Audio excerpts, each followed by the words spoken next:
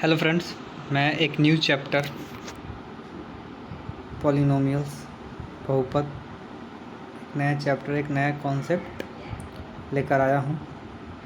तो बहुत कुछ आज मैं इस वीडियो में सिखाने वाला हूँ और ऐसा आपको कॉन्सेप्ट मैं बताने वाला हूँ कि शायद ही आपने कभी क्लास टेंथ वाले बच्चे शायद ही ऐसा कॉन्सेप्ट उन्होंने कभी पढ़ा होगा। तो उनके लिए वीडियो बहुत ही बेनिफिशियल होने वाला है। वीडियो को ज़रूर अंत तक देखिएगा, बहुत कुछ सीखने को मिलेगा बहुपद में। बच्चों का अधिकतर यही फंसता है, लेकिन मैं कोशिश करूंगा कि बच्चों का यहाँ पे एक भी कोई डाउट ना रहे। एक एक कंसेप्ट को हम लोग बहुत अच्छे से पढ़ेंगे। चलिए वीडियो को स्टार्ट करते हुए चलते हैं हम लोग। सबसे पहले ध्यान से देखिएगा, सबसे पहले दम बहुत धीरे धीरे। सबसे पहले हम लोग पढ़ेंगे चर यानी वेरिएबल। सबसे पहले हम लोग क्या पढ़ने जा रहे हैं? चर पढ़ने जा रहे हैं यानी वेरिएबल। चर कहते किसको है?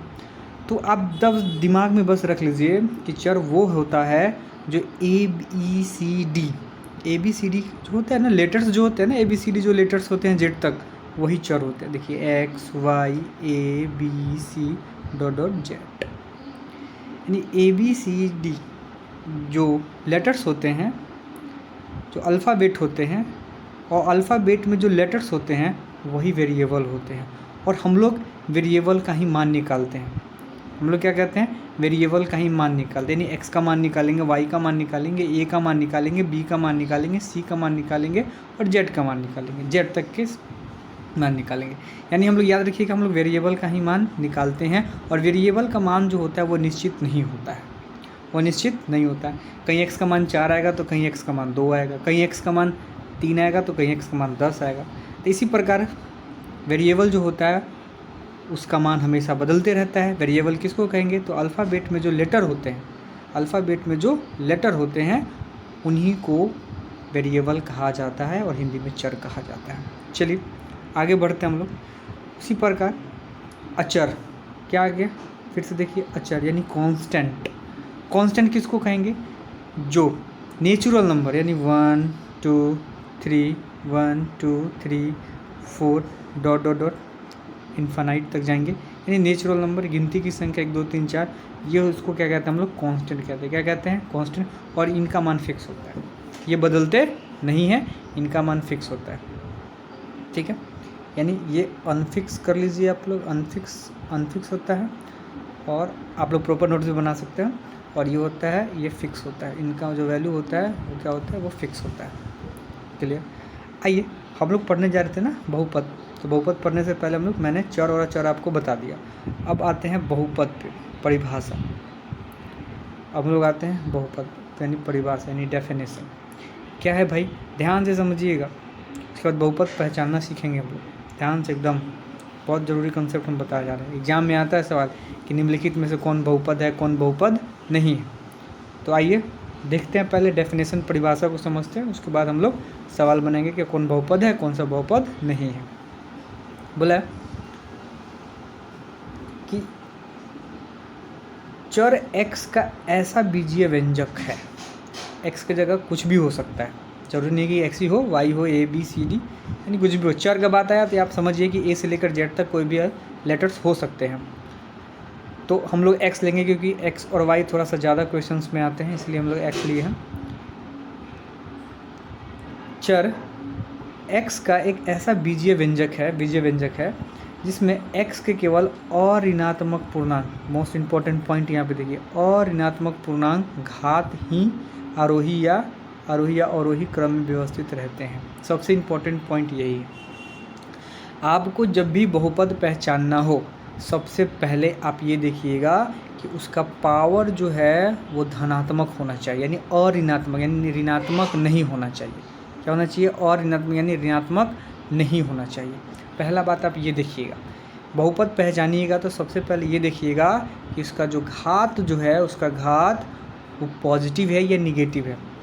अगर पॉजिटिव है, अगर उसका घात पॉजिटिव है और वो बीजीय व्यंजक का जो क्रम जो चलेगा, यानी पावर का जो क्रम चलेगा, या फिर आरोही क्रम होना चाहिए या फिर अवरोही क्रम होना चाहिए। आरोही का मतलब बढ़ते क्रम, अवरोही का मतलब घटते क्रम में होना चाहिए, तभी हम उसको क्या कहेंगे? बहुपद कहेंगे। फिर से मैं एक बार और दोहरा देता हूँ, बहुपद किसको कहेंगे। आप सबसे पहले जब भी आपको बहुपद पहचानना होगा तो सबसे पहले आप यही देखिएगा कि उसका घात जो है वो पावर जो है वो धनात्मक है कि ऋणात्मक है, धनात्मक है कि ऋणात्मक। अगर धनात्मक है, अगर पॉजिटिव है, अगर पॉजिटिव है तो बहुपद है, बहुपद है। अगर निगेटिव है, निगेटिव है तो बहुपद नहीं है, अगर निगेटिव है तो बहुपद नहीं है। अगर पॉजिटिव है तो बहुपद है। देखिए आप, पॉजिटिव है तो बहुपद होगा, निगेटिव है तो बहुपद नहीं होगा। पावर देखना है, और उसके बाद पावर देखने के बाद आप ये देखिएगा कि इसका जो क्रम है आरोही क्रम है या फिर अवरोही क्रम है, तभी आप बहुपद की पहचान कर पाइएगा। आइए सवालों को देखते हैं, सवाल से समझने का प्रयास हम लोग करते हैं। यहाँ देखिए, यहाँ है बहुपद की पहचान। देखिए यहाँ पे बहुपद की पहचान, बहुपद की पहचान। सवाल बोला है कि 3x - 4 पूछा, ये बहुपद है कि नहीं है। सबसे पहला काम ये देखना है कि x का जो पावर है, पावर क्या है, प्लस में है या फिर माइनस में है। तो पावर हमारा क्या है ना, धनात्मक है भाई। देख लीजिए पावर हमारा धनात्मक यानी पॉजिटिव, यानी बहुपद बन रहा है, पॉजिटिव है। और देखेंगे कि आरोही है, ये अवरोही क्रम है। देखिए एक के बाद कांस्टेंट आ गया, वो 4 क्या है, कांस्टेंट है, यानी अचर है, अचर है, यानी ये एक घात वाला बहुपद है। पावर 1 है, एक घात वाला बहुपद है। अब इसको बताने से पहले थोड़ा सा मैं एक चीज़ और आपको चीज़ें डिस्कस करना चाहूँगा। यहाँ देखिए नोट में, x के उच्चतम घात पावर का बहुपद होता है। पावर जितना बड़ा होगा वही उसका बहुपद का घात होगा। सबसे ज़्यादा पूछेगा। अच्छा यहाँ सवाल नंबर 2 में आप देख लीजिए, सवाल नंबर 2 अगर हम आपसे बोल दें कि 2x³ और 5x² + 7 में बहुपद का घात बताइए, आपसे पूछ दे कि बहुपद का घात बताइए, तो आप क्या बताइएगा। तो जो सबसे ज़्यादा पावर है 3, देखिए तो बहुपद का घात कितना हो जाएगा, 3। जो सबसे ज़्यादा पावर होता है वही बहुपद का घात होता है, मैंने यहाँ पे लिख दिया। अब यहाँ पे देखना है ये बहुपद है कि नहीं है, ये बहुपद है कि नहीं है। 2 नंबर क्वेश्चन, ये बहुपद है कि नहीं। सबसे पहले ये देखेंगे पावर ऋणात्मक है कि धनात्मक है। तो चलिए भाई पावर धनात्मक है, देखिए 3 है, 2 है, धनात्मक है। आरोही है, ये अवरोही है, देखिए घट रहा है, यानी अवरोही क्रम, यानी 3 है, यानी घट रहा है। देखिए 3 है, 2 है, और पावर क्या है, पॉजिटिव है। उसके बाद क्या आ रहा है, कांस्टेंट आ रहा है, यानी ये 3 घात वाला बहुपद हो गया। अब सवाल क्वेश्चन नंबर 3 में, अगर हम 3 नंबर में आए और आपसे बोला जाए कि बहुपद का घात बताइए, तो सबसे ज़्यादा पावर देखिए किस में भाई, तो 2 पे पावर है, 2 है सबसे ज़्यादा, ये 2 घात वाला बहुपद हो गया। 3 पावर था तो 3 घात वाला बहुपद हो गया, तो इसका कितना हो गया, 2 हो गया। अब ये पहचाने ये बहुपद है कि नहीं, ये देखेंगे। तो देखने के लिए सबसे पहले क्या करेंगे कि पावर देखेंगे, सर ये पॉजिटिव है कि निगेटिव है। देखिए पावर पॉजिटिव आ रहा है, पावर पॉजिटिव आ रहा है। यहाँ पर भी पावर कितना है, 1 है, यानी ये भी पॉजिटिव आ रहा है। और ये आरोही क्रम है कि अवरोही क्रम है, तो ये देखिए बढ़ते क्रम है कि घटते क्रम है, ये घटते क्रम है, यानी ये भी बहुपद हो गया। आपको ये पावर देखना है, पावर प्लस में होना चाहिए, और क्रम जो होगा उसका वो आरोही बढ़ते क्रम होना चाहिए या फिर घटते क्रम होना चाहिए, बस आपको यही देखना है। ये बहुपद अगर आपको दिख रहा है तो वो बहुपद हो जाएगा। यहाँ देखते हैं सवाल नंबर 4 में देखते हैं, x + 1/x, x + 1, ये पूछा ये बहुपद है कि नहीं। ये बहुपद नहीं है, ये बहुपद नहीं है। क्यों बहुपद नहीं है, देखिए x का s लिख दिया, और 1/x को हम लोग लिख सकते हैं x की पावर -1। देखिए यहाँ पे -1 आ गया, यहाँ पे क्या आ गया, ऋणात्मक आ गया। तो ऋणात्मक जैसे आ गया यानी ये बहुपद नहीं है, यह बहुपद नहीं है। देखिए यहाँ पे यह बहुपद नहीं है क्योंकि ऋणात्मक पूर्णांक है, यह बहुपद नहीं है क्योंकि यह ऋणात्मक पूर्णांक है, इसलिए बहुपद नहीं है। ठीक है, आगे आते हैं। चलिए इसमें आप पहले ये बताइए कि 3x² + 2x + 7 में बहुपद का घात बताइए। तो पावर 2, पावर कितना है, 2, तो बहुपद का घात हो जाएगा पावर 2। ये बहुपद है कि नहीं है, तो एकदम बहुपद है भाई। देख लीजिए पावर पॉजिटिव है, यहाँ पे 2 है, यहाँ पे 1 है, पॉजिटिव पावर चल रहा है ना। और ये कैसा क्रम चल रहा है, आरोही अवरोही घटते क्रम चल रहा है, बहुपद है, बहुपद है। ये देखिए भाई ये पूर्णांक में है, यानी परिमेय संख्या में। देखिए 2/3 एक परिमेय संख्या, 4/5 एक परिमेय संख्या में है। पावर देखिए x के पावर 3 पॉजिटिव, x के पावर 2 पॉजिटिव, x के पावर 1 भी पॉजिटिव, यानी कोई ऋणात्मक नहीं है, सब पावर पॉजिटिव में, यानी ये भी बहुपद है।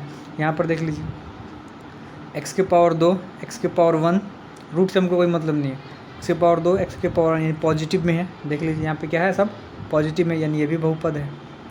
ये भी क्या है, ये भी हमारा बहुपद है। तो आई होप आपको समझ में आया होगा ये वीडियो, ये कौन से बहुपद है, कौन बहुपद नहीं है। ठीक है, तो मैं एक बार और समरी में बता देता हूँ। वेरिएबल अल्फ़ाबेट में जो लेटर्स होते हैं वो वेरिएबल होते हैं। ठीक है, कांस्टेंट 1 2 3 यानी नेचुरल नंबर कांस्टेंट होता है। वेरिएबल का वैल्यू फिक्स होता है, वेरिएबल का वैल्यू अनफिक्स होता है और कांस्टेंट का वैल्यू फिक्स होता है। परिभाषा मैंने बता दिया, यानी परिभाषा कहने का मतलब कि आप बहुपद को कैसे पहचानिएगा। पावर पॉजिटिव होना चाहिए और उसका पावर का क्रम चाहे बढ़ते क्रम होना चाहिए, घटते क्रम होना चाहिए, पावर नेगेटिव नहीं होना चाहिए। पावर नेगेटिव हो जाएगा तो बहुपद नहीं होगा। पावर पॉजिटिव होना चाहिए और उसका क्रम बढ़ते या घटते क्रम होना चाहिए। और जितना सब, और बहुपद में सबसे ज़्यादा जिसका घात होगा, उच्चतम घात जिसका ज़्यादा होगा, बहुपद का घात वही होता है। उच्चतम घात जिसका ज़्यादा होगा, बहुपद का घात वही होता है। उसके बाद मैंने आपको बहुपद पहचानना सिखाया। चलिए वीडियो को यहीं पे विराम देते हैं और आई होप आपको मेरा ये वीडियो बहुत अच्छा लगा होगा।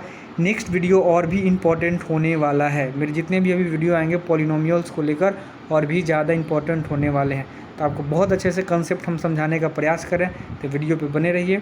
अगर आपको समझ में आया होगा तो वीडियो को लाइक कीजिए, सब्सक्राइब कीजिए और प्लीज़ शेयर कर दीजिएगा। थोड़ा मेहनत लगता है बनाने में। तो वीडियो को यहीं समाप्त करते हैं। ध्यान दीजिएगा, मस्त रहिएगा, खुश रहिएगा। जय हिंद।